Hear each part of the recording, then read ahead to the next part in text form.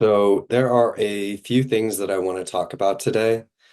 One of them is inspired by a session that I had yesterday, and another one is just something that I think is really important to discuss and understand.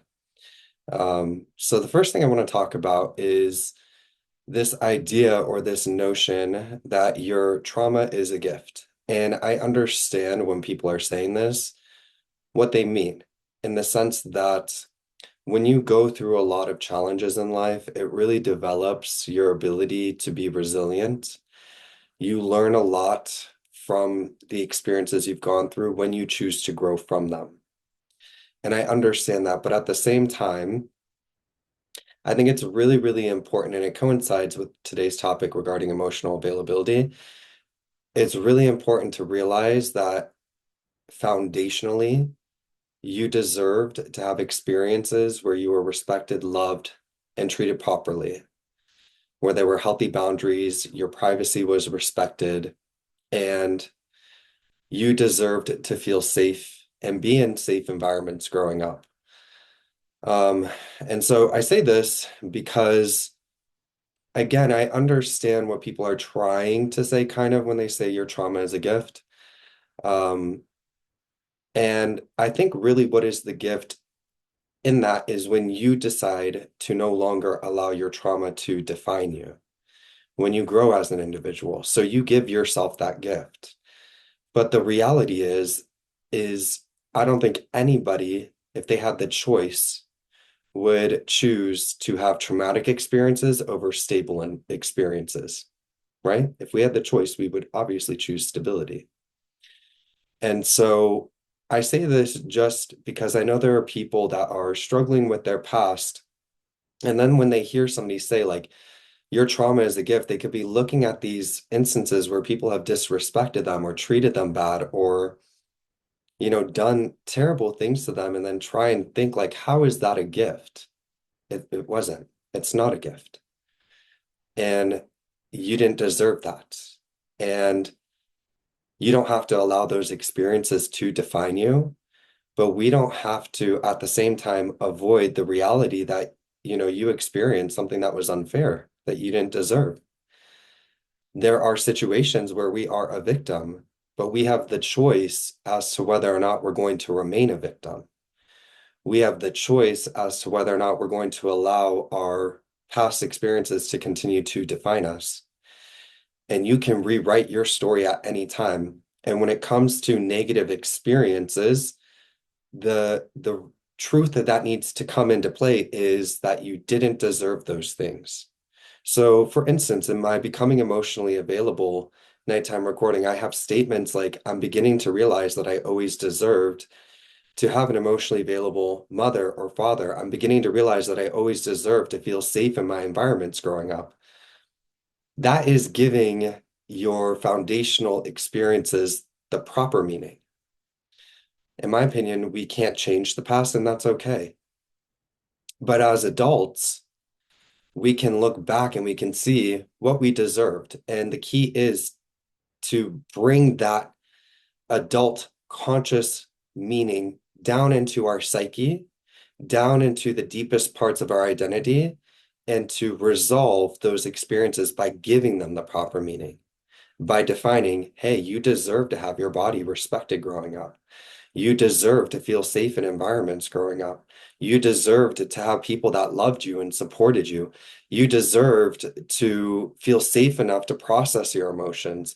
You deserve to have people that would emotionally support you and help you understand what's occurring in your body.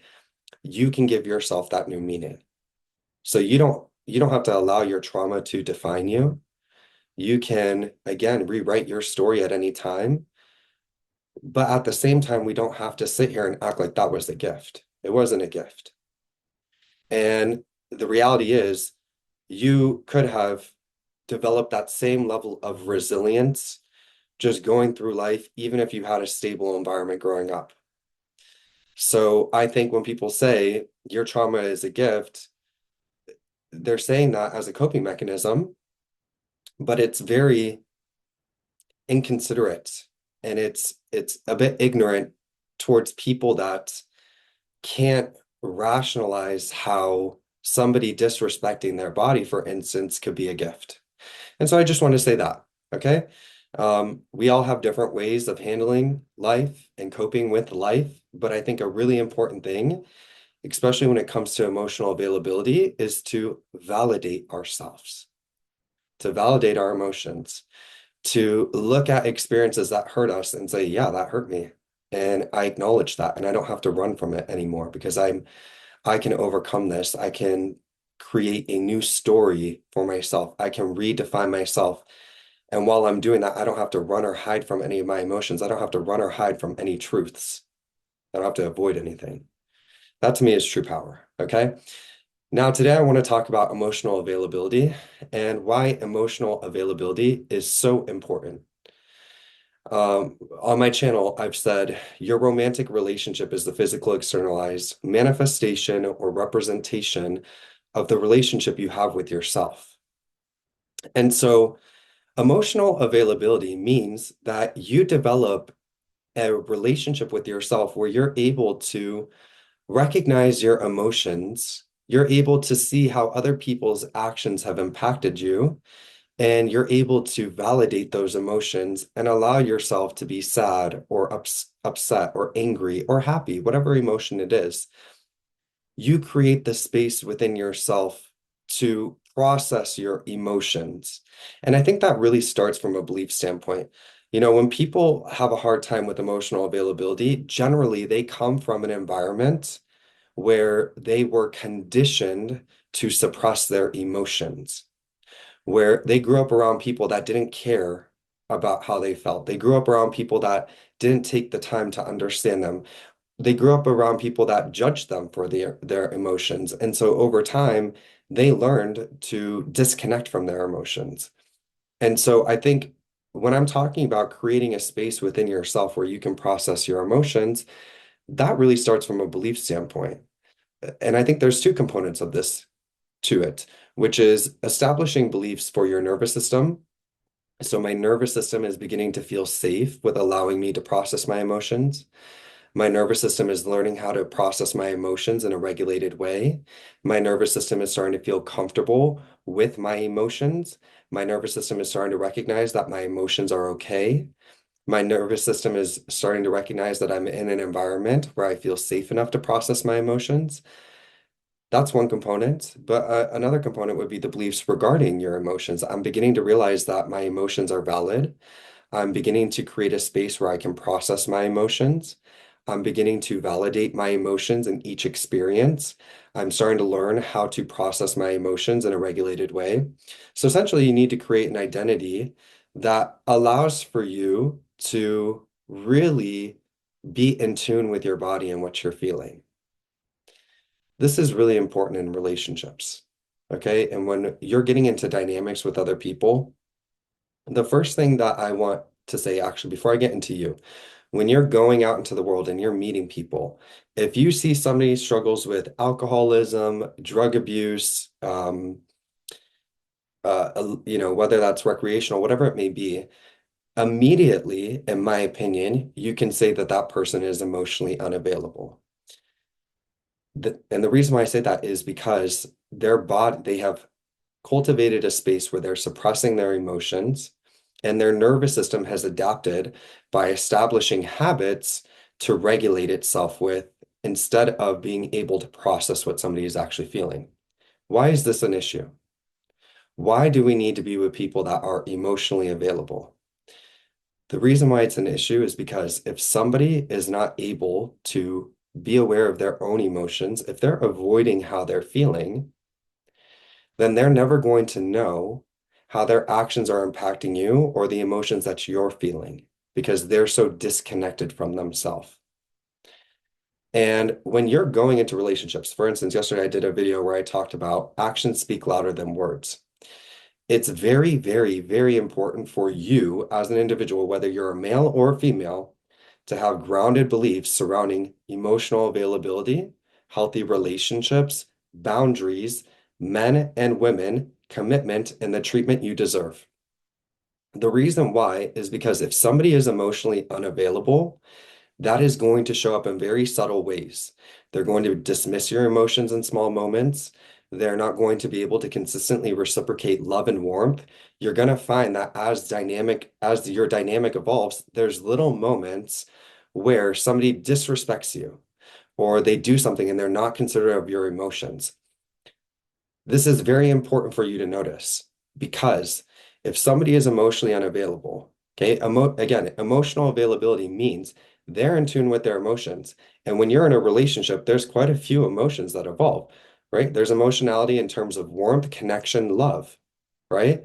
So as you go to form a bond and connection with somebody, if they are emotionally unavailable, the deeper the bond becomes and the more emotions, warmth, and love goes into the relationship, they're going to begin to unconsciously start to push you away.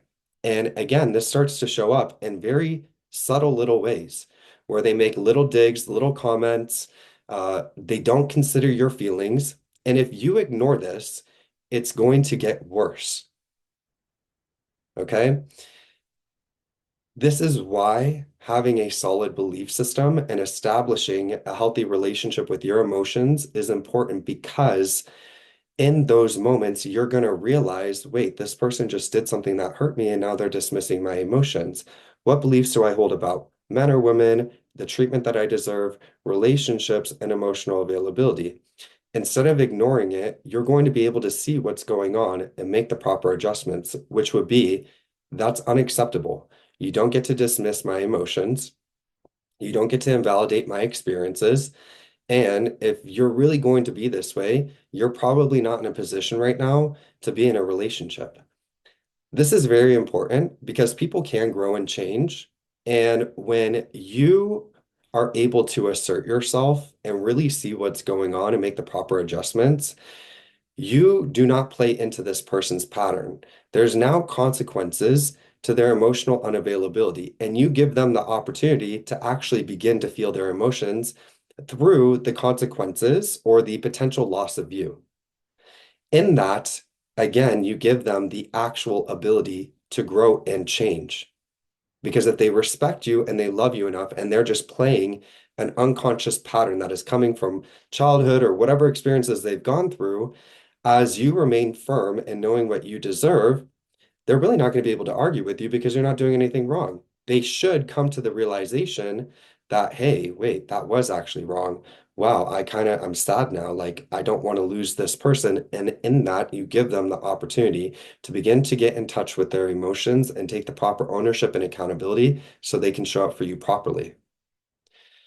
This is why self-concept is so important because if you're holding on to past experiences, if you're emotionally unavailable, and you're not able to be present with yourself, you're not going to notice those little subtle red flags or ways of operating because as they're happening, you're also suppressing your emotions. You're silencing yourself. You're accepting it in minor ways, playing into that dynamic as well too.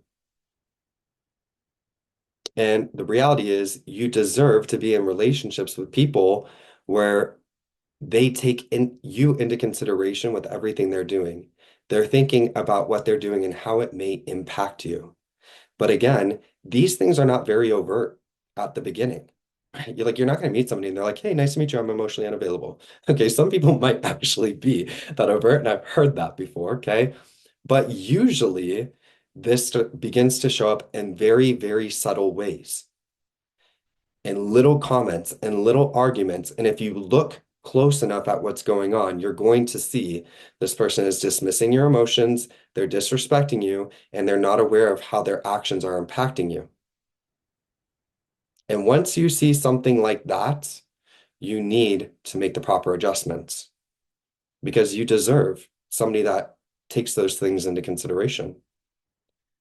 So, again, the first step is to develop that relationship with yourself, to see your emotions as something that are safe, that you can embrace. You're not meant to be happy 24/7, and that's okay. The point is to be able to create the space where you can process your emotions. And in my approach, what I do is as soon as I'm done processing my emotions, I do something to regulate my nervous system so that I don't get stuck in those emotions. You have to create this balanced relationship with yourself. And once you do, then you're able to establish balanced relationships with other people. Okay. So, again, to wrap this all up, that kind of ties into the first point that I had, which is, your trauma is not a gift. Okay. And when people are acting like it's a gift, in my opinion, that's dismissing emotions. If you really want to create change within yourself, you have to look at things that are kind of unpleasant and be like, yeah, you know what? That did hurt me. That wasn't fair to me. And I'm going to process that now. And then I'm going to give that the proper meaning and I'm going to grow and I'm going to move forward. And I'm going to make sure that I have a very healthy belief system in place so that I can discern my reality accurately. I'm now in a version of, I'm an adult now, and I have the autonomous ability to remove myself when I feel uncomfortable. I have the ability to uphold boundaries. I have the ability to assert myself, and I'm never going to allow people to treat me that way again. I'm going to make sure I have very solid, healthy beliefs about what I deserve. And once you can step into that version of yourself, you're going to be able to create healthy, loving relationships. You don't have to subscribe to a life of singlehood. Like I even saw that as a comment on my channel yesterday. There are so many loving, emotionally available, healthy men and women that you would find attractive in the world. But the key is stop trying to chase after them or find them, become one of them. You're gonna notice each other. It's very obvious. The circumstances will align naturally for you to create that type of relationship when you become the change you want to experience. That's why you need to focus here so that you're not playing into these patterns with these other people and perpetuating them in your life. You need to be self-recognized enough and self-respecting enough and done enough inner development work to be able to discern your reality accurately and adjust yourself when necessary so that you don't continue to play out old patterns. And if you can really do that, you're going to come into the circumstance to have a really beautiful, healthy, loving relationship.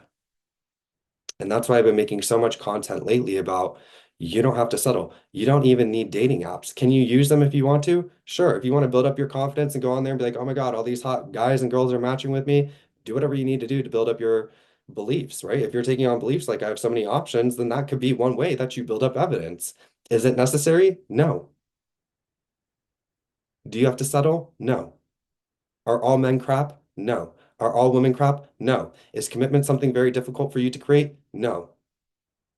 But you need to become somebody that can actually maintain that experience generally.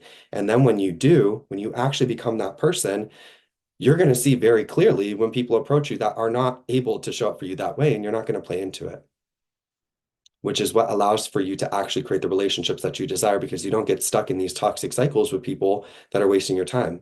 Or people actually grow with you because you're able to uphold boundaries that show them how they have to show up for you. And even in that, you're not getting hurt because you're removing yourself before they even have the opportunity to actually hurt you. So it's a win-win all the way around. You get to maintain your peace because you've actually done the work to discern your reality accurately. Okay? So I hope you took something away from today's video. The biggest thing that I want you to really, really think about is when somebody is emotionally unavailable, they're never going to be aware of how their actions impact you because they're not even processing their own emotions. So they don't understand what you're feeling.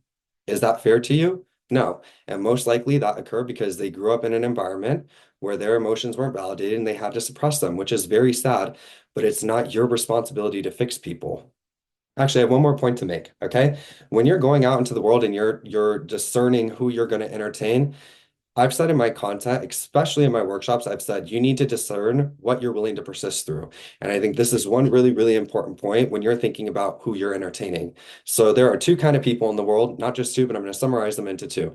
There are a group of people that have gone through negative experiences and have done no self-development work on themselves and are completely unaware and emotionally unavailable and just perpetuating negative patterns in their life.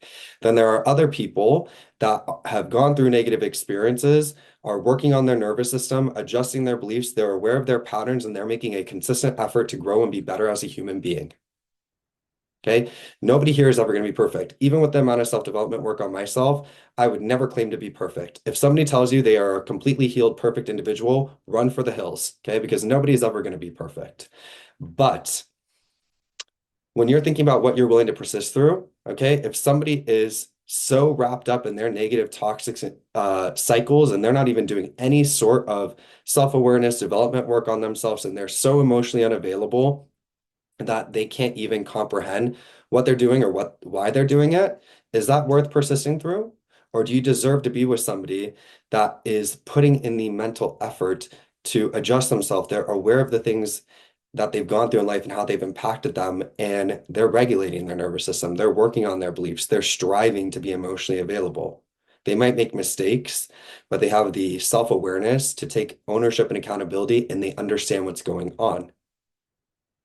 Okay, so when you're looking at who you choose to entertain, I would say this group is probably the better group to persist with.